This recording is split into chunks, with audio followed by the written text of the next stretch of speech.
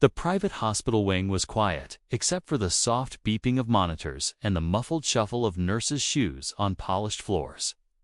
It smelled faintly of antiseptic and the expensive lilies someone had placed in a crystal vase on the reception counter. In one of the luxury maternity suites, more like a five-star hotel room than a hospital, Clara sat on the bed in her pale blue gown, her hands resting protectively over the small swell of her stomach. She was 6 months along, glowing in that way only pregnancy can make someone glow, though there were faint shadows under her eyes from the stress of the last few weeks. Her husband, Victor, stood by the window, his suit jacket thrown over a chair, tie loosened, a glass of sparkling water in his hand. He was a millionaire, the kind of man who wore his success like a second skin-tailored clothes. Perfect hair, the latest phone always within reach. But beneath the charm and the polished exterior, there was a temper. Clara had seen flashes of it before, moments when his voice would sharpen, his eyes would go cold. Still, she had never imagined that temper would turn into something worse. They had been arguing all morning, voices low at first, then rising. The disagreement had started over something trivial.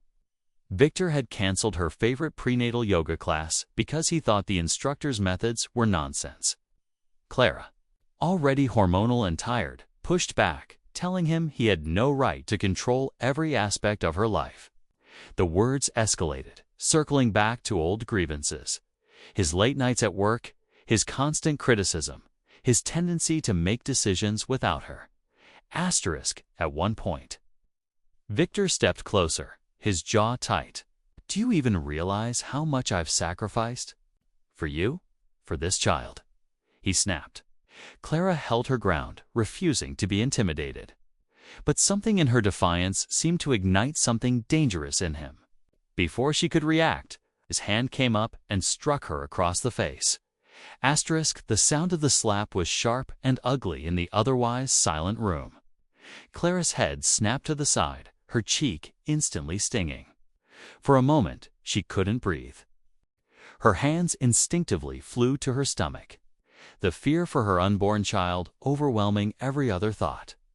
A nurse had been walking past at that exact moment and saw everything. Her gasp was audible, and in the next second she was in the room, her voice firm. "Sir, I'm going to have to ask you to leave." Victor tried to brush it off, muttering something about a private matter, but the nurse's expression didn't waver.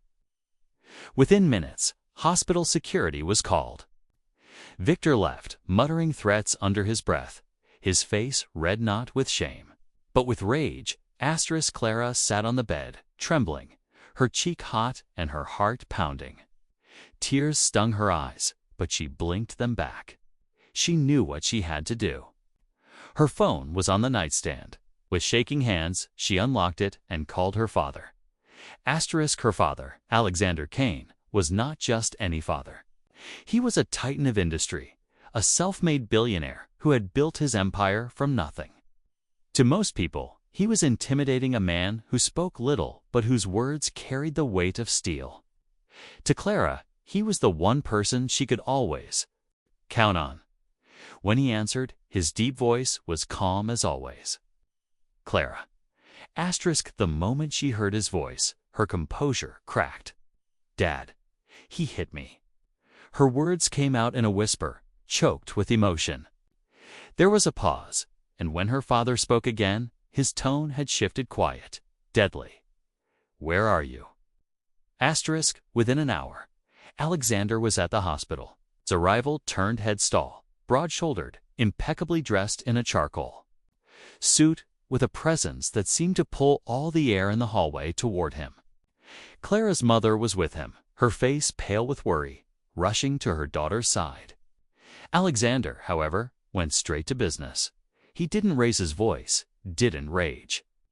He simply asked Clara to tell him exactly what had happened. She did, every detail. From the argument to the moment Victor's hand had struck her. Alexander's eyes were cold by the time she finished. "You don't need to worry about him anymore," he said, his voice low but certain. Clara knew her father well enough to understand he wasn't just offering comfort. He was making a promise. The next morning, Victor received the first call from his lawyers, except they weren't really his lawyers anymore. Alexander had quietly reached out to Victor's board of directors, key investors, and business partners. The man's company, though profitable, relied heavily on Alexander's network of high-profile clients and corporate contracts. In less than 48 hours, Alexander had pulled every string he had. Leveraging influence built over decades, suddenly, contracts were being canceled. Key accounts froze their dealings. A planned investment round evaporated. Rumors began to swirl, whispers about Victor's temper, about personal conduct issues, about possible lawsuits. The board panicked. The stock value of his company dipped sharply, and within a week, Victor was called into an emergency meeting where he was asked to step down as CEO for the good of the company. Victor fought back, accusing Alexander of sabotage, threatening to sue. But Alexander was already 3 steps ahead. Evidence from the hospital security cameras Victor's hand striking Clara was in the hands of lawyers. Witness statements from the nurse and hospital staff were signed and notarized. The lawsuit was ready to be filed. And worse for Victor, the media had caught wind of the story. The headline appeared in the city's largest paper. Prominent entrepreneur, accused of domestic assault against pregnant wife. The fallout was swift and merciless. Sponsors pulled out. Friends distanced themselves. Even Victor's own family issued a carefully worded statement condemning violence in all forms. Victor, who had once stood at the top of his world, was suddenly scrambling to protect what little remained of his reputation. Meanwhile, Clara stayed with her parents.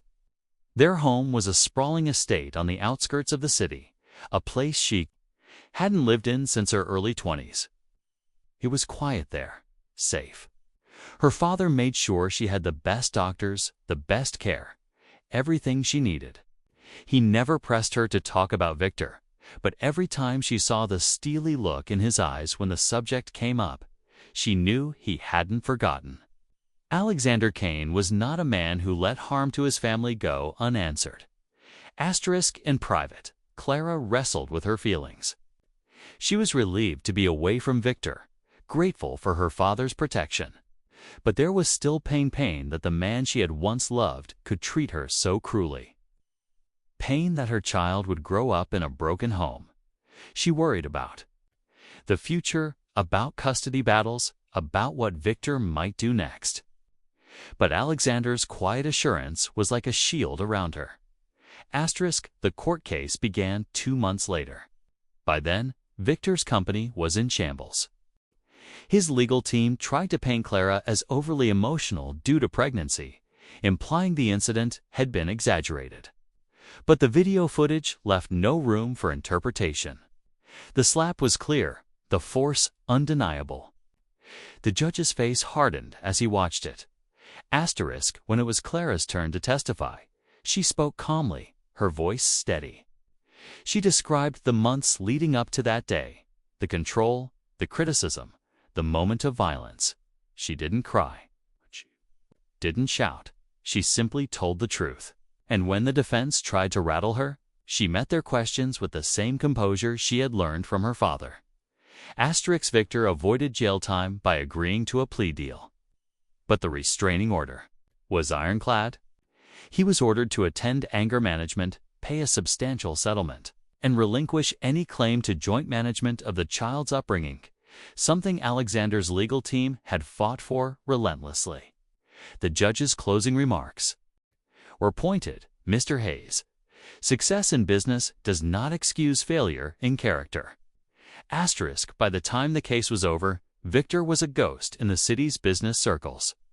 His former friends avoided his calls, his properties were quietly sold off, and he moved out of state, leaving behind the life he had once flaunted. Clara, on the other hand, moved forward. She gave birth to a healthy baby boy surrounded by her family. Her father held the child in his arms, looking down at him with a gentleness few ever saw in the formidable businessman. "You're safe now," he murmured to his grandson. But Clara knew those words were meant for her too. The slap had been a moment of cruelty. But it had also revealed something Victor had never counted on, that Clara was not alone, and that the man standing behind her had the power and the will to dismantle everything her abuser had built. Alexander Kane had not just defended his daughter. He had destroyed the man who dared to harm her. And Clara knew. As she sat in her parents' sunlit garden months later, rocking her son in her arms, that she would never again mistake wealth or charm for true strength. True strength was the quiet, relentless kind, the kind that protected, and that, when necessary, struck back without hesitation.